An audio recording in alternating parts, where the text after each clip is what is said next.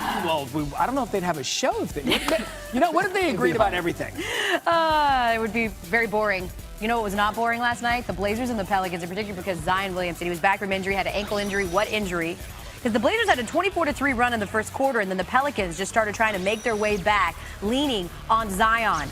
He attacks here a couple of times on Hassan Whiteside. Pelicans down by 12, late second quarter now. Pelicans back in this thing, shot clock winding down. Drew Holiday to Zion, get up, he can do it. 17 points in 16 minutes for the rookie in the first half. And the Pelicans storm back and trail only by 2 at intermission. So in the third is where we pick it up. And the game's tied at this point because it was a good game for a little while. Holiday misses the turnaround. Zion is there. He had his way with every defender. 7:14 to go. Pelicans up 5. It's Zion again. Carmelo said, I don't think that he is comparable to anyone that I've ever seen. Under 7 to go. It's Zion to Trevor Ariza with the dunk. Great move to Zion. Brandon Ingram likes what he sees. Zion had 31 points in 28 minutes. Pelicans lead, and it would just get worse from there. That's a nice lob and a nice dish. They'd go up by 10 there and eventually win 138 to 117 off a career finish for Zion, who's all, I just do what I do. I expect to make an impact, but I don't expect to do nothing like this. Just kind of look to come in, just kind of fit in, just not try to mess up. But my teammates and coaches are always pushing me, saying no, be outside the box. He's one of those guys that, it doesn't matter where he plays or what we do. It's always Zion, Zion, Zion. We've got a lot of veteran guys that want him to grow and want him to be a great player and have helped him in every way that they possibly can. What did you think of his night tonight with 31 points? Expected. Honestly, man, I don't see anybody that can guard him. I feel like he's still not even in the shape he can be in. It's kind of scary thinking about what he can do in the future, but we'll take 31 every night. Hey, you know what? Let's roll through some teenagers, huh? Zion at 19 joins an exclusive list. Starting with LeBron in 2003, he was just 18 and playing in his 17th career game against the Grizzlies of at least 31 points and 9 rebounds. KD, 19 years old, tall drink of water, playing for the Sonics. Oh, man, rest in peace. Ironically, against the Golden State Warriors. Most recent, Luka Doncic, en route to winning Rookie of the Year last season, came in one of his 14 triple-doubles as he went for 35, 12, and 10. And now Zion needed fewer than 30 minutes to accomplish the stat line. The last rookie to do it before Zion was the Knicks' Cazzie Russell in November. Yeah. Who doesn't remember? 1966. He was on my fantasy team that year. Oh, Cazzie. ESPN Pelicans reporter Andrew Lopez was there last night. He's been with the team all morning at practice. So, Andrew, tell us what's been the reaction to Zion's career night. You kind of just heard it from Drew Holiday a second ago. It's expected now, which is crazy to think about. We're expecting a 19-year-old kid to come in and put up 30 points a night. So the fact that they were able to get that production level out of him, Josh Hart said it's scary to think about what he can do. We go back to Alvin Gentry. Alvin says he hasn't even scratched the surface yet of what he can do. So the fact that he is where he is right now is kind of remarkable to them.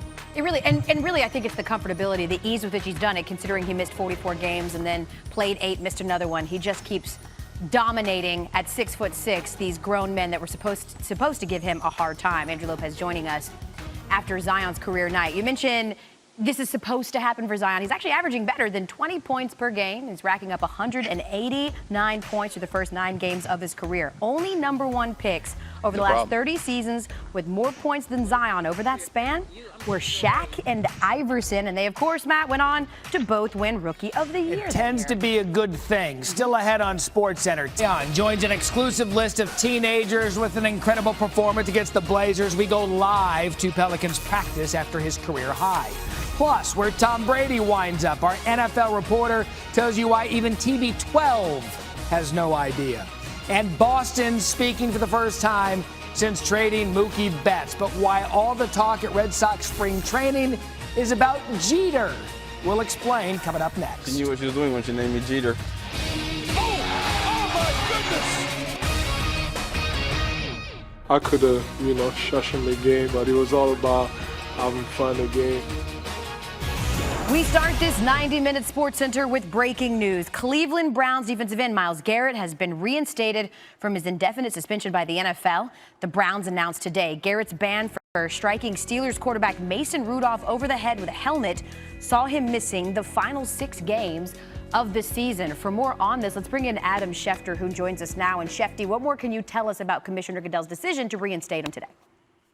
Well, this was what the NFL wanted and intended to do all along. They just wanted to sit down with Myles Garrett this week, which they did on Monday, to hear from him that he understood the severity of his actions, that he had learned from them, grown from them, and would not repeat them. And I think the league heard everything that it needed to hear on Monday, which is why today it reinstated Myles Garrett. But again, when the league handed down that suspension last season with 6 games remaining that took him off the field for the rest of the season, the plan and thinking was always, hey, we're not trying to keep him out of the league. We want him back in the league. We want to give him some time to think about it. And once he thinks about it, then we'll bring him in to discuss it. And obviously the league was impressed with everything that it heard from Myles Garrett. It reinstated him. That reinstatement is effective immediately.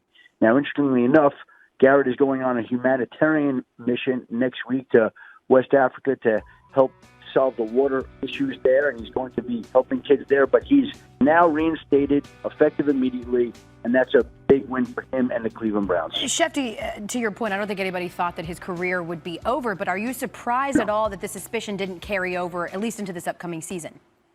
No, not in the slightest. And in fact, I was saying the countdown last year at that time that the league did not want it and intended to carry over, that was not the plan. And the league felt like he had served his time. I think the only surprise to me is that they would meet on Monday and less than 48 hours later announce he's reinstated. And that tells you how sure the league was that it wasn't going to hold him out much longer and how much the league wanted him back in the league, feeling that he had already served his time. Again, met Monday, reinstated Wednesday. He's eligible to take part in the Browns off-season program now. All right, Adam Schefter joining us with the latest on the breaking news. Myles Garrett has been reinstated. The Browns are weighing in as well. Vice President of Football Operations and General Manager Andrew Berry had this to say on Garrett's reinstatement. We welcome Myles back to our organization with open arms. We know he's grateful to be reinstated, eager to put the past behind him and continue to evolve and grow as a leader. We look forward to having his strong, positive presence back as a teammate, player, and person in our community. All right, welcome in our Teddy Bruschi now. That's kind of the insider perspective on it from Adam Schefter. We've heard the franchise weigh in with their statement. They're actually the ones that announced this earlier today. I want the players' perspective. Did the NFL get this right or wrong?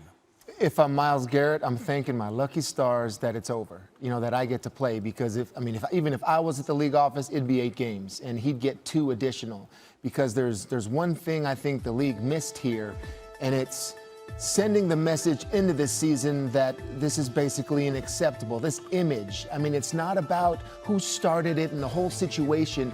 It's the image of a player swinging a helmet at a player that isn't wearing one. And so the word indefinite was strong. It was strong. That's right. Indefinite was strong. So then you're 6 games. So now if I'm a player, what does indefinite truly mean? Does it mean, okay, if this happened to Myles Garrett in maybe week 4, would he have been suspended the entire season to make it a 12-game suspension? So if I ever get an indefinite suspension, does it matter where it is in the season? And all I have to do is go and have that meeting with the commissioner and show him how contrite I am and how sorry I am for everything, and then get it lifted? So what I'm saying basically is inconsistency, right? I would have liked for the league and the players to know we're starting at 8 games here, fellas. Something like this can happen. It's going to be 8 games because we are emotional people, especially defensive players, and I don't see why. This can possibly happen again, but maybe another example of something, of a player committing a violent act on the field, and then what do you do from there? You have a problem with the word indefinite then? Yes. That's your problem here. I thought the indefinite meant for the rest of the season, okay? And so if they went to the playoffs, and then there's a different element of it that they make it that they didn't, but basically here indefinite meant 6. That's how many he lost. And so I thought that was too lenient. That 2 would have been the not a season, not throw him out the league. I thought half a year would have been fine, because this was probably something I had never seen before, something that violent to a player that didn't have a helmet on, and setting a precedent. There you go, making it a little more clearly defined. You swing a helmet, you get 8 games, automatic suspension, it is what it is. But the definition of indefinite is it's not definite. Thank you. Does it mean the rest of the season? So it matters when I do something that's indefinite? What are we doing here? Still ahead, much more on Myles Garrett in case you missed it. First Takes initial reaction to Garrett's reinstatement. Max and Stephen A., well, they don't agree on what happened this morning. That more still ahead on this